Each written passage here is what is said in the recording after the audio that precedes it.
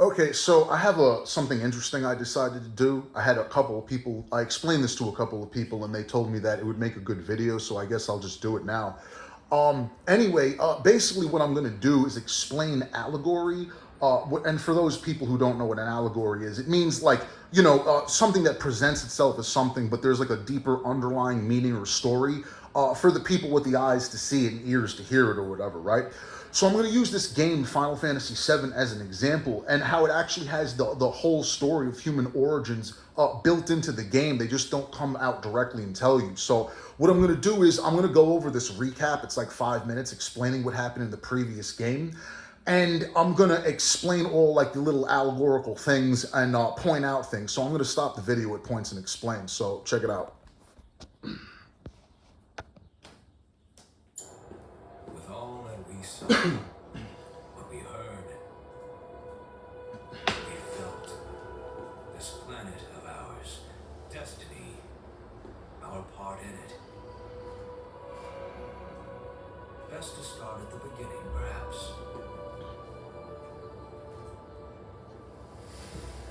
Midgar, the city of Mako. Okay, so the first thing he says is Midgar, the city of Mako, right? Midgar comes from Midgard from Norse mythology. They just took the D off, you know what I mean? It's also when you see the city, they don't show it from a distance here. But if you take the time and you look in the game or whatever, it's a circular city. It's this big round circle. They based it on the lost city of Atlantis and how it's like broken into sections and stuff. Except it's a really dark, twisted, mechanical version of it, like a mechanized version of Atlantis. About how Atlantis fell. And then they also say it's the city of Mako because in the story they're going to mention next, this company called Shinra basically is stealing and sucking the life out of the planet. By the Shinra Electric Power Company. Like I said, the Shinra Electric Power Company, what they're trying to tell you here is how the corporations basically grew too powerful, took over the government, and basically run the world now, like in real life. So what they're saying in a nutshell is that they're sucking, not only are they literally sucking the life out of the planet, it's called Mako energy in the game, it's green, the color of balance. They're also sucking the souls out of the people that live in the city, much like real life. We drained the planet of its very essence, the life stream, and processed it for industry as Mako. Our world was dying, and so few could hear her cries for mercy. And like they said, our world's dying and so few people hear the cries for mercy, which that's the point. Most people aren't enlightened enough to understand allegory. You have to like balance out your brain and stuff like that. And they're just explaining how like not enough people understand this or actually do anything about it.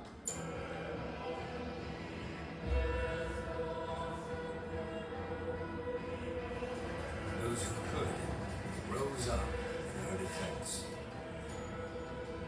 The anti-Shinra rebels, Avalanche. Among them, Cloud Strife, an ex-soldier hired by the Resistance to destroy. So example two, they're also telling you openly here that the rebels are the good guys. It makes you wonder why people seem to hate rebels in real life, but as that meme goes, just loves them, in media and stuff. Reactor 1.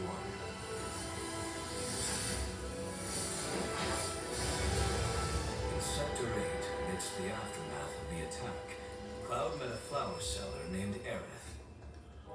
So the whole story of this game is kind of based around this girl, Aerith. Aerith is one of the people, she's known as an ancient in the game, right? In other words, she's from the previous civilization. She's the last ancient known to man. What they're referencing here is about since like the flood, the biblical flood in real life. Before that, here on Earth, there was like giant civilizations, which is, why I'm always posting about megaliths and stuff. So anyway, she is one of the people from like the lineage of these, previous people that were much more in touch with the planet, spirituality, kind of like psychic ability type thing, stuff like that. She can like hear the calls of the planet. And take a look at her name. Her name is Aerith, which is just an anagram for Earth. Like again, you just rearrange the letters and there you go. So, she's like the care principle in the game. She offered him a yellow blossom. one said to symbolize reunion. And thus was destiny set in motion.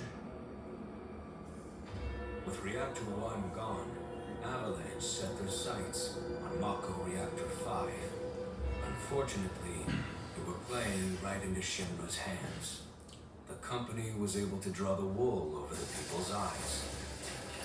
So like they said, the company was able to draw the wool over the people's eyes. In the actual game, when you're playing it, Barrett, one of the main characters, just flat out says to the government people, like, you're just brainwashing the people. And that's what they did. They just completely changed the narrative and blamed the people for the attacks, which is, again, what they do constantly in real life.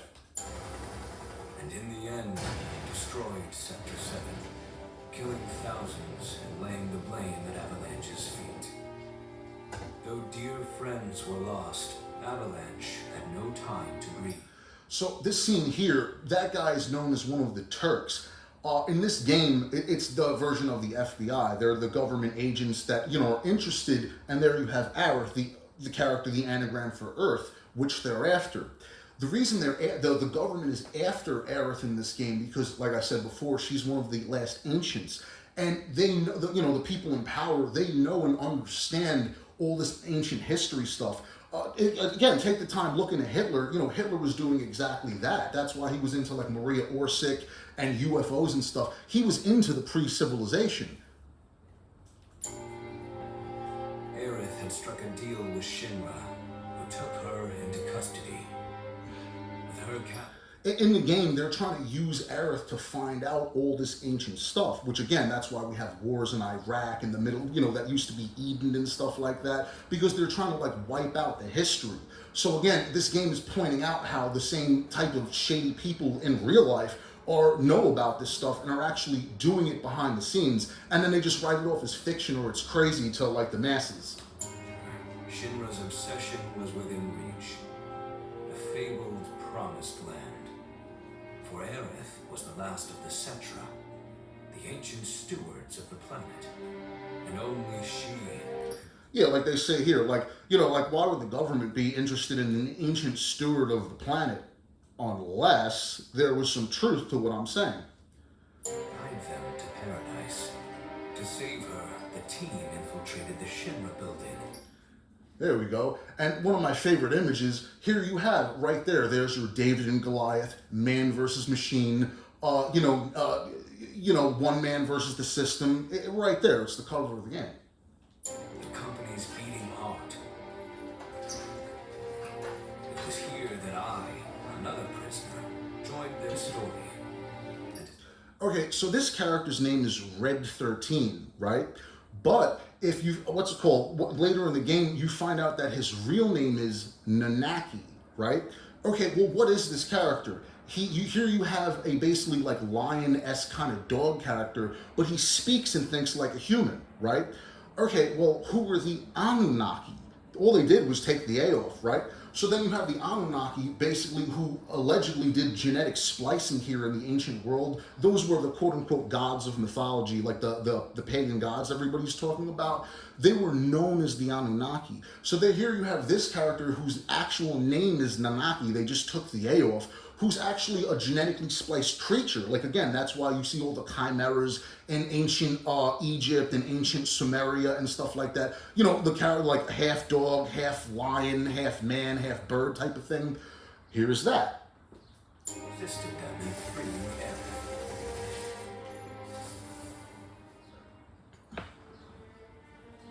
Yet during our flight, we came face to face with a man thought dead. Okay, you see how Cloud, the main character with the big sword's head, he grabs his head? This is because this character is tied to the other character, Sephiroth, right? They both have genes put into them. In other words, basically Sephiroth on some level can control Cloud because he's has more pure blood in him from what you'll see in a second. The vaunted war hero, Sephiroth. Before he could be stopped, Cloud's foe fled with the corpse of Genova, a cataclysm from the stars. Okay, a cataclysm from the stars. Now you have Genova and you have Sephiroth. Okay, well, what is Sephiroth? Sephiroth, to my memory, is the highest, like part of on the Kabbalistic system or whatever. Sephiroth is like the highest, I believe, and it's about becoming God, which is exactly what he's trying to do in the game. Now they said, fall from the stars or whatever it was. The other, his mother's name is Genova. That doesn't sound an awful lot like Jehovah, does it? And again, if you know the true story, not what they give us the bullshit in the modern day, the gods came from space. They were technically aliens or whatever. There's that word everybody hates and runs from. But anyway, what they're trying to explain here is that, our history comes from the stars. Genova crashed here. And then what they did is they spliced the genes of Genova into the people. And again, if you know the actual history of human history, which is coming out more and more now because people are finally starting to wake up, allegedly the gods, whatever, took our DNA, they found an early hominid and combined their DNA with ours. That's what chromosome 2 in the human genome is. It's from the splicing that was done to us. List of our plight. So basically, you have Jehovah, and then Sephiroth is like a dark version of Jesus. And in the storyline, again, it's Jesus basically becoming God or whatever. That's his goal, except in like a dark, maniacal way.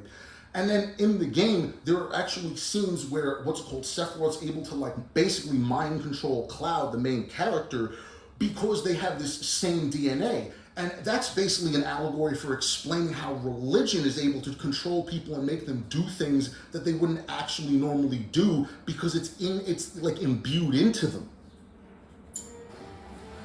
Eventually, we too made good our escape. Pursuing troopers defeated, we raced toward Midgard's hedge.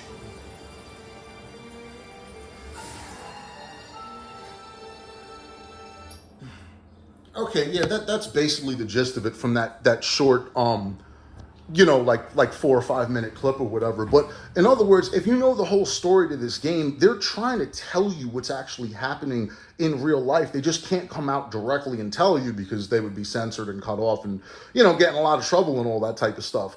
But yeah, if you know how to read allegory, like it's in there in a lot of these things. This is where I learned a lot of stuff from too. It wasn't just from like being like a bookworm or something. It's right in there. So either way, feel free to debate me on this or whatever, but it's all in there if you know how to read it. So I hope you enjoyed that.